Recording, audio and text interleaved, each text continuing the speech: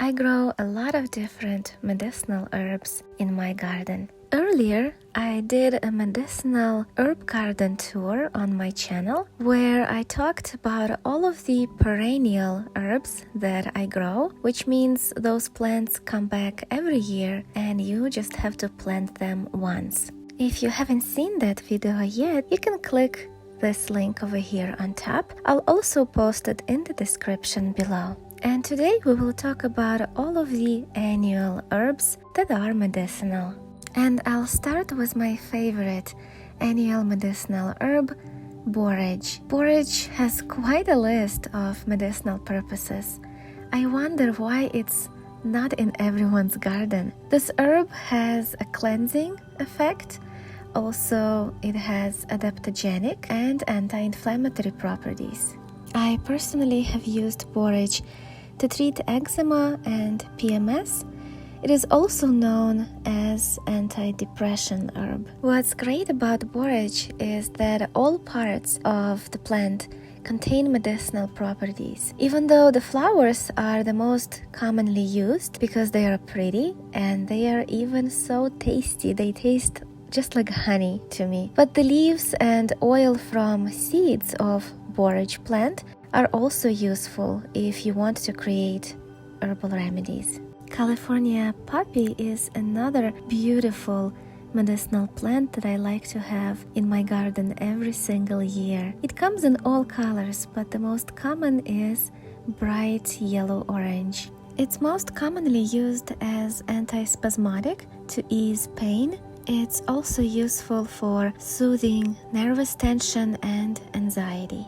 The alkaloids of this plant lends itself well to a vinegar extraction, and that's exactly what I do because I use quite a lot of apple cider vinegar in my cooking, and I believe that the best way to incorporate medicinal herbs into our life is through food, and by doing it we can prevent a lot of illnesses. Another annual flower that is also medicinal herb is Bachelor Buttons, also known as cornflower. It is usually being used as infusion made from flowers, and I know it as a great mouthwash when you have bleeding gums, and also it's a great eye wash for puffy eyes. Probably the most famous medicinal herb is Calendula.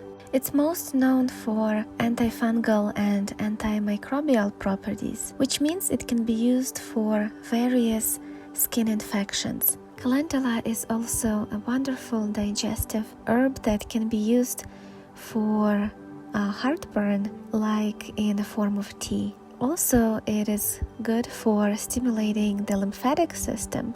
It's also used to build immunity by helping to prevent infections through activation of the lymphatic system. I always like to include calendula in my immune-boosting tea blends.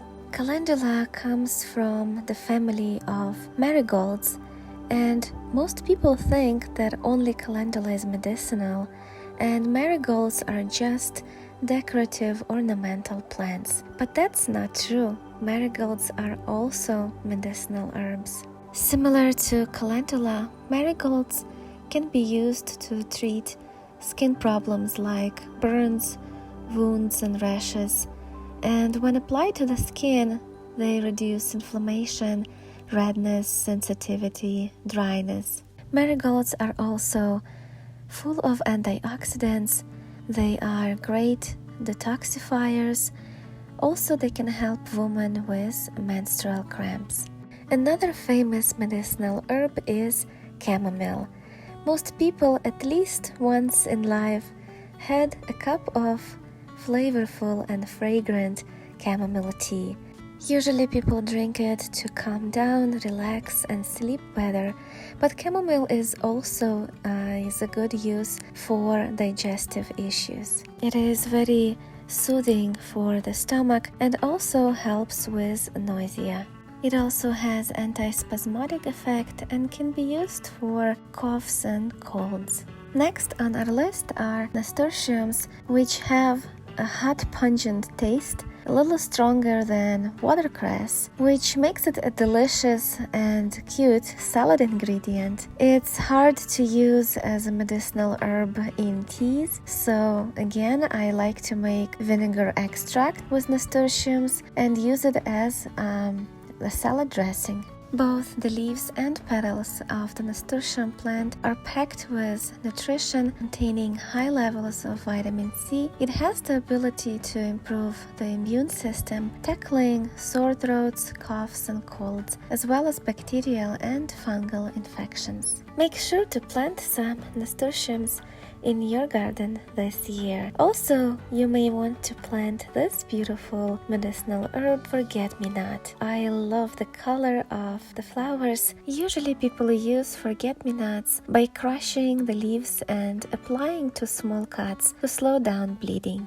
Another medicinal herb that's also an edible and decorative is sunflower. In the past, people have used flowers and leaves to make tea and treat various illnesses, but it's not as popular now among herbalists. What's being used though is seeds. Seeds are diuretic and expectorant, and they can relieve constipation. So it's a great herb to grow because it's also a beautiful flower, and then you can harvest seeds. Next on our list are pansies, which are mostly known as beautiful spring flowers. But pansies are medicinal as well. They are anti-allergen, also very helpful for colds and flus because they soothe coughs and sore throats, and also helpful with treating fevers. You can consume fresh pansies by adding them to your drinks or salads. Also, you can make infusions and drink them. It will help lower blood pressure, prevent heart failure, and it's also great for skin because it has anti-aging properties. Zinnias are also medicinal. They have astringent properties, which makes them great for making face wash. Zinnias are only being used externally, not as food or drinking. There are also many culinary herbs that are medicinal as well. One of them is tarragon. It's from Artemisia group of plants, which has been used as a remedy for various health conditions, including poor sleep. It also helps decreasing blood sugar by improving insulin sensitivity.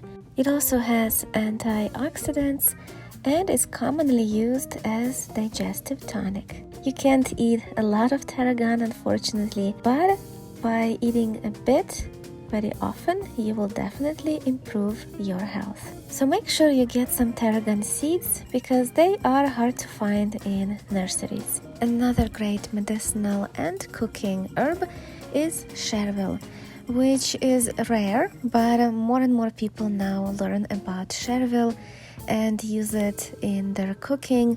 Next is lemon verbena, which is most famous for being used for digestive disorders like gas, diarrhea, colics, constipation. Also, it's good for insomnia. Lemon verbena is a great tea herb. It has a lemony scent. I always use it in my teas. And this is how it looks when it blooms. Another herb with lemon scent is lemongrass. I like lemongrass as well. It helps with losing weight. It's antioxidant, painkiller, also helps with digestive issues like diarrhea and stomachache. So it's a versatile herb that can be used in cooking and also in tea. Next is dill, which is mostly used for stomach ailments as well, things like colics, hiccups, flatulence. Also, it's been used to prevent and treat bad breath. Parsley is another common herb. Everyone loves using it in cooking. It is packed with antioxidants. It's also antimicrobial. It supports bone health, and I think everyone should use parsley on a regular basis. It'll make us healthier.